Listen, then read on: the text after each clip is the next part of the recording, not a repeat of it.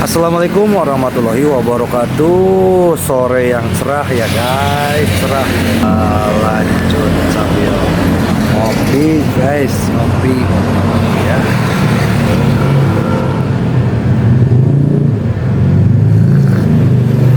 Mantap yuk. Senin, tanggal 16 September tahun 2024, bab 3253, terhubung oleh takdir. Bab 8571 sampai bab 8575. Ketika semua pengawal kavaleri segera mulai bekerja lembur untuk menambang dan memproduksi, Ye Chen membawa Song Ruyu, dan di bawah kepemimpinan Yin Xiaoyang, ke tambang bawah tanah tempat ribuan tentara tewas dan keluarga mereka dipenjarakan. Tambang bawah tanah ini memiliki total 3 bukaan. Desain aslinya adalah 2 bukaan digunakan untuk menambang dan mengangkut biji fosfat ke permukaan, dan 1 lagi khusus digunakan untuk ventilasi seluruh tambang bawah tanah. Sekarang, lubang ventilasi di tambang telah ditutup seluruhnya dengan pagar besi setebal lengan, memastikan hanya ventilasi yang memungkinkan dan tidak ada yang bisa melarikan diri dari sini. Selain itu, 2 pintu keluar tambang yang awalnya dirancang untuk mengangkut biji fosfat semuanya ditutup rapat dengan gerbang besi yang berat. Pengawal kavaleri batalion ketiga telah mendedikasikan personel untuk menjaga di sini. Dan kendali lift juga berada di tangan pengawal kavaleri. Di dalam, dengan gerbang tertutup dan lift tertutup, mustahil bagi tentara yang tewas di bawah untuk melarikan diri. Terlebih lagi, meski yang satu setara dengan narapidana dan yang lainnya setara dengan penjaga penjara, nasib keduanya sebenarnya sama. Prajurit yang tewas tidak bisa meninggalkan tambang tanpa izin, sedangkan para ksatria hanya memiliki radius beberapa kilometer lebih pergerakan dari mereka. Untuk mencegah mereka bergerak, area penambangan ke mining adalah batasnya, dan tidak ada satupun dari mereka yang bisa meninggalkan belenggu ini sesuka hati. Oleh karena itu, prajurit yang mati tidak akan berusaha melarikan diri sama sekali, karena percuma saja melarikan diri. Begitu obat penawarnya habis, mereka pasti akan mati. Ketika mereka bertiga sampai di pintu masuk, Yin Xiaoyang berkata langsung kepada ksatria penjaga yang menjaga tempat itu, "Buka lift, kita harus turun." Pengawal kavaleri mematuhi perintahnya dan tentu saja tidak berani mengabaikannya. Dia segera membuka pintu dan mengirimkan listrik ke lift. Lampu di dalam lift menyala, dan Yin Xiaoyang segera berkata kepada Ye Chen dan Song Ruyu, "Tuan Ye, Nona Song, tolong." Ye Chen mengangguk dan memasuki lift terlebih dahulu, diikuti oleh Song Ruyu. Yin Xiaoyang masuk terakhir, dan kemudian menekan sinyalnya. Ksatria itu segera memulai lift dan dengan cepat turun ke dasar tambang. Saat lift turun dengan cepat, Yin Xiaoyang bertanya kepada Ye Chen, "Tuan Ye, apakah Anda perlu memanggil semua tentara yang tewas dan keluarga mereka nanti?" Ye Chen berkata, "Pertama, panggil para pemimpin tentara yang tewas di semua tingkatan. Saya akan menjelaskan situasinya dengan jelas kepada mereka terlebih dahulu. dan kemudian meminta mereka untuk memanggil semua orang dan membiarkan mereka menjelaskannya secara langsung kepada atasan dan anggota keluarga mereka. Ini juga ini lebih meyakinkan, dan saya tidak punya waktu untuk mendetoksifikasi semua orang hari ini. Saya hanya bisa mendetoksifikasi orang-orang yang bertanggung jawab di semua tingkatan terlebih dahulu. Biarkan mereka mempercayai saya, dan kemudian biarkan mereka mengatur semua orang untuk mengungsi terlebih dahulu tempat yang aman. Saya bisa mendetoksifikasi orang lain. Setelah itu, Marvin bertanya kepadanya, kapan terakhir kali semua orang minum obat? Yin Xiaoyang segera berkata, kembali ke Tuan Ye, semua orang baru saja meminum penawarnya kemarin lusa, jadi masih ada banyak waktu. Ye Chen mengangguk dan berkata, oke, ada cukup waktu. Lift berjalan sekitar 1 menit.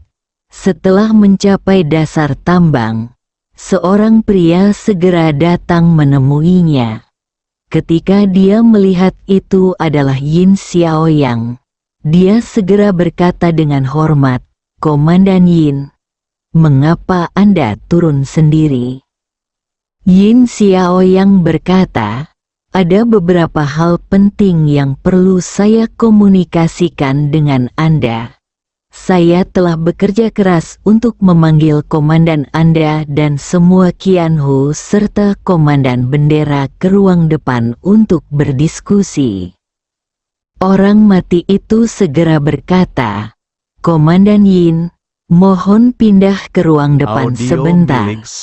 Saya akan segera memberitahu komandan. Melewati terowongan tambang, mereka bertiga sampai di aula depan stasiun tentara mati. Ini awalnya merupakan permukaan kerja di area penambangan fosfat. Setelah lembaga pembersih mengambil alih, permukaan kerja tersebut diubah menjadi pintu masuk aula.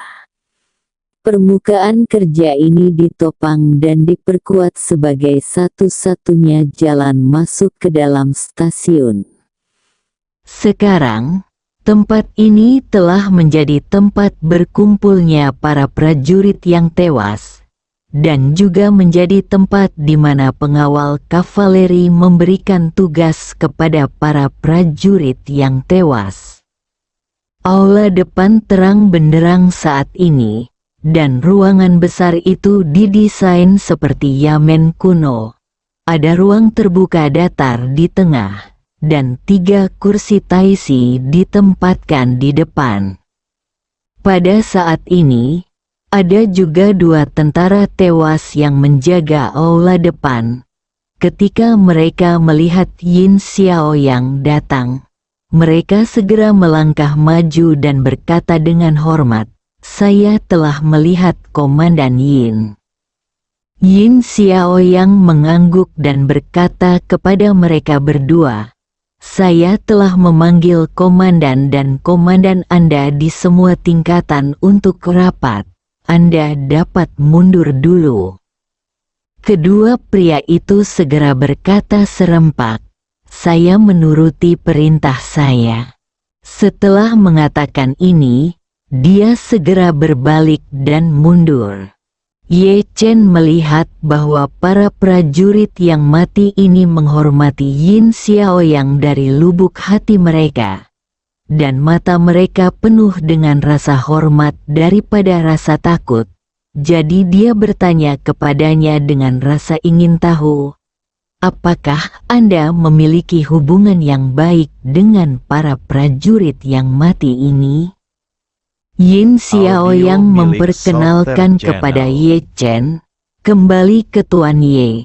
Kami pengawal kavaleri memiliki hubungan yang sangat baik dengan para prajurit yang tewas.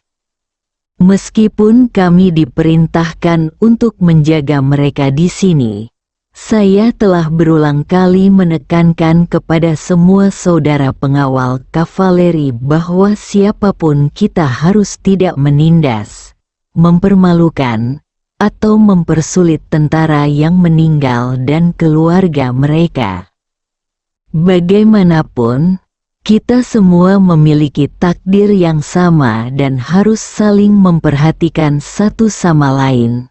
Para prajurit yang meninggal ini juga dapat memahami situasi kita, dan kita melakukan yang terbaik untuk itu, berikan mereka bantuan dan kenyamanan, sehingga semua orang dapat rukun. Ye Chen mengangguk dan menghela nafas. Dalam masyarakat luar, rantai makanan telah lama terbentuk antar kelas. Eksploitasi dan penindasan seringkali diturunkan dari lapisan ke lapisan. Banyak orang menderita keluhan dari atas, dan mereka harus melampiaskannya pada orang-orang di bawah. Tidak mudah bagimu di sini untuk menyadari bahwa prajurit yang mati dan para penjaga ksatria terhubung oleh takdir dan saling membantu. Song Ruyu di samping merasa sedikit panas ketika dia mendengar kata-kata Ye Chen. Dia menemukan bahwa dia sebenarnya adalah salah satu dari banyak orang yang dikatakan Ye Chen. Keluarga Song telah dikendalikan dan ditindas oleh masyarakat Poking selama ratusan tahun. Tetapi setelah dia datang ke Duke Mining, dia memperlakukan para penjaga kavaleri yang heroik ini dari Kemining tidak menunjukkan simpati atau perhatian. Sebaliknya, mereka bahkan lebih keras terhadap mereka dan bahkan membunuh orang yang tidak bersalah tanpa pandang bulu. Segera, suara garis yang berjalan seragam terdengar di gang di belakang aula depan. Seorang pria paruh baya yang kuat dengan janggut memimpin lebih dari 20 orang dan berlari dengan cepat.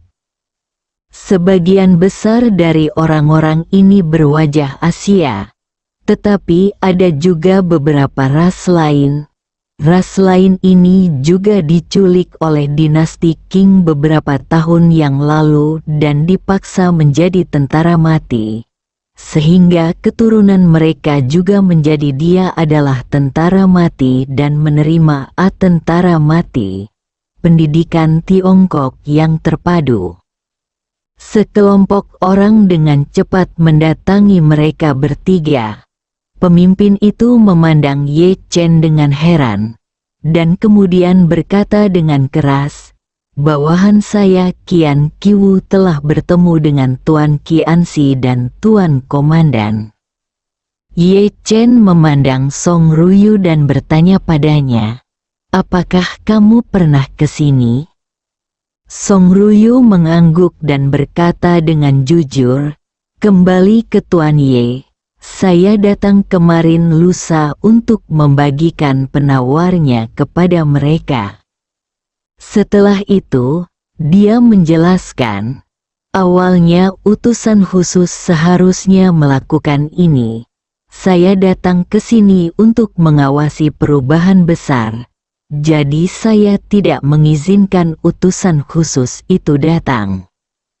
Ye Chen mengangguk sedikit.